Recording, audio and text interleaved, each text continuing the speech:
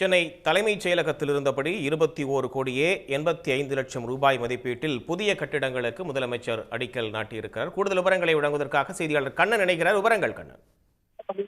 நிச்சயமாக தமிழ்நாடு முதலமைச்சர் மு.க.ஸ்டாலின் சென்னை தலைமைச் செயலகத்திலிருந்து தீயணைப்பு மற்றும் மீட்பு பணிகள் துறை சார்பில் செங்கல்பட்டு மாவட்டம் காலவாக்கத்தில் 21 கோடி ரூபாய் மதிப்பீட்டில் கட்டப்பட உள்ள மாநில பயிற்சி கழகத்திற்கு முதலமைச்சர் மு.க.ஸ்டாலின் சென்னை தலைமைச் செயலகத்திலிருந்து அடிக்கல் நாட்டியுள்ளார்.